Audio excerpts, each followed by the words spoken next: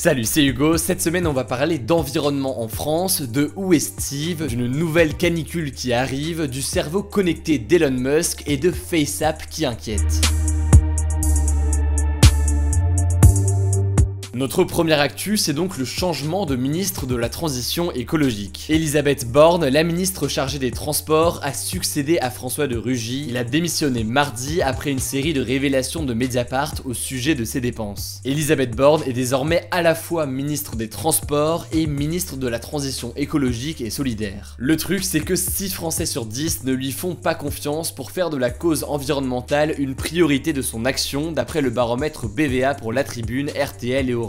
Et le truc, c'est que pour beaucoup aujourd'hui, Elisabeth Borne n'incarne pas spécialement les sujets écologiques. Sur le plan écologique, une de ses actions en particulier est dénoncée, c'est le dossier du train de primeur qui relie Perpignan et Rungis. En gros, pour faire très simple, c'est un train qui livre tous les jours des tonnes de nourriture fraîche au marché de Rungis. Or, ce train, il a été suspendu par Elisabeth Borne faute de rentabilité, et s'il était définitivement supprimé, ce qui était prévu au départ, il faudrait en tout 25 000 camions chaque année pour assurer les transports de nourriture. Autrement dit, pas très écologique comme solution. Elisabeth Borne a promis que cette liaison de train serait rétablie à partir du mois de novembre, le temps de trouver une solution concernant la rentabilité. Bref, en tout cas, il faudra voir tout ça dans les mois à venir. Notre deuxième actu, c'est la disparition mystérieuse de Steve Maia Caniço, un jeune homme de 24 ans. Il a été aperçu pour la dernière fois à la fête de la musique de Nantes et selon ses proches, il était sur le quai de la Loire au moment d'une intervention de la police controversée. La police est intervenue car il y avait toujours de la musique à 4h30 à une soirée électro sur les quais de la Loire. En fait, les policiers ont utilisé des grenades et des bombes lacrymogènes, 14 personnes sont tombées dans la Loire au total pendant toute la soirée, avant et après les heures. Ces personnes ont été secourues par les pompiers, sauf que Steve, l'un des participants, n'est jamais réapparu. Depuis, ses proches se demandent si le jeune homme est tombé dans la Loire, et dans une interview aux Parisiens, sa sœur précise qu'il ne sait pas nager. Le ministre de l'Intérieur, Christophe Castaner, a saisi l'inspection générale de la police pour éclaircir les conditions d'intervention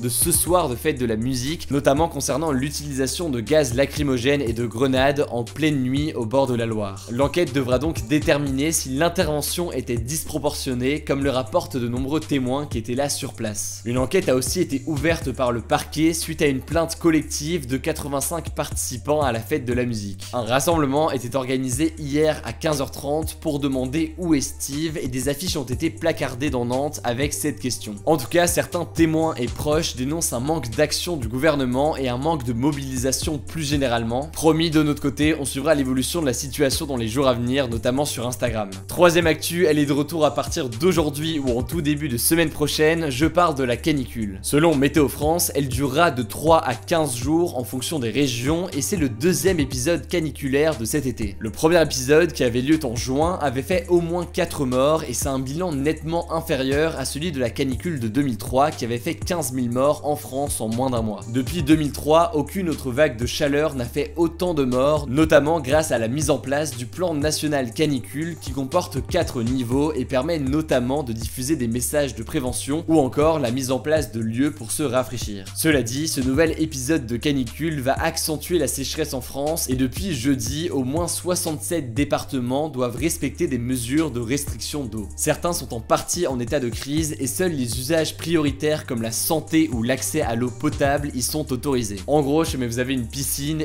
c'est vraiment pas le moment de la remplir. Quatrième actu, l'entrepreneur Elon Musk, qui possède notamment Tesla et SpaceX, a annoncé cette semaine que le premier cerveau connecté serait testé l'an prochain. Sa startup Neuralink développe actuellement une interface qui relie le cerveau humain à des ordinateurs. Cette interface, elle a déjà été testée avec succès sur un singe. L'objectif, unir le cerveau et les ordinateurs pour contrer l'avancée de l'intelligence artificielle. En effet, selon Elon Musk, l'intelligence artificielle fait courir le risque aux humains de n'être un jour plus que, je cite, des chats domestiques. Alors, comment marcherait ce cerveau connecté? En gros, l'idée, c'est d'implanter un minuscule capteur, une électrode dans notre cerveau, après y avoir fait une toute petite incision grâce à un robot conçu exprès. La première utilité de cette technologie, ce serait de traiter des maladies maladies neurologiques. En gros, grâce à ce dispositif, une personne paralysée pourrait par exemple contrôler un smartphone ou encore un ordinateur par la pensée. Et à long terme, éventuellement, des outils robotiques qui sont beaucoup plus complexes. D'après Elon Musk, qui a investi 100 millions de dollars pour ce projet, et bien cette technologie présente, je cite, un potentiel énorme. De son côté, pour la date de lancement, il espère pouvoir l'implanter sur un humain avant la fin de l'année 2020. La dernière actu, c'est l'application FaceApp qui a beaucoup fait parler cette semaine. Cette application, elle a été créée en 2017 et elle permet de transformer son visage pour par exemple se voir chauve ou encore avec une barbe. Mais cette application, elle permet aussi de se vieillir et le résultat est assez impressionnant. Sur les réseaux sociaux, de nombreuses personnalités comme David Guetta, Norman ou encore Drake ont partagé des photos d'eux en vieux. C'est ce qui a lancé le FaceApp Challenge où les gens postent des photos retouchées avec l'application. Cette application, elle compte des dizaines de millions d'utilisateurs mais serait une menace pour nos données personnelles. En gros, à chaque fois que vous modifiez une photo dans FaceApp, eh bien vous autorisez l'entreprise à modifier, réutiliser ou encore exploiter la photo retouchée. Contacté par le site spécialisé TechCrunch, eh bien le patron de FaceApp, Yaroslav Goncharov, a assuré que son entreprise n'utilisait pas les photos pour d'autres utilisations que l'application et que la plupart des photos étaient supprimées dans les 48 heures après leur téléchargement. Il a aussi affirmé que les données des utilisateurs n'étaient pas transférées en Russie où est basé FaceApp. D'ailleurs, les serveurs de FaceApp appartiennent à Amazon et sont donc pour la plupart aux États-Unis. Le problème pour les utilisateurs européens, selon Le Figaro, c'est que FaceApp ne respecte pas le règlement européen des données personnelles. Ainsi, sur FaceApp, les données des utilisateurs européens ne sont pas protégées en fonction des lois européennes. Sur Twitter, le sénateur démocrate Chuck Schumer a réclamé au FBI et à la FTC une enquête sur la société russe qui a créé l'application. Aussi, selon le Washington Post, le comité du parti démocrate a demandé à ses équipes de campagne d'effacer immédiatement l'application. En gros, avant d'utiliser cette application, ayez conscience que FaceApp peut utiliser et garder votre photo et demandez-vous si, selon vous, eh bien ce don justifie le service rendu par l'appli, à savoir une belle photo de vous en vieux. Enfin, certains internautes affirment que Facebook, Twitter et Snapchat ont la même politique au niveau des photos. Or, selon Guillaume Champeau, qui dirige les affaires juridiques et d'éthique pour le moteur de recherche Quant, eh bien c'est faux. Il précise, je cite, que le contrat de FaceApp dit que le droit accordé est perpétuel et irrévocable, deux mots importants que l'on ne retrouve pas chez les autres, sauf le mot perpétuel qu'on a chez Snapchat.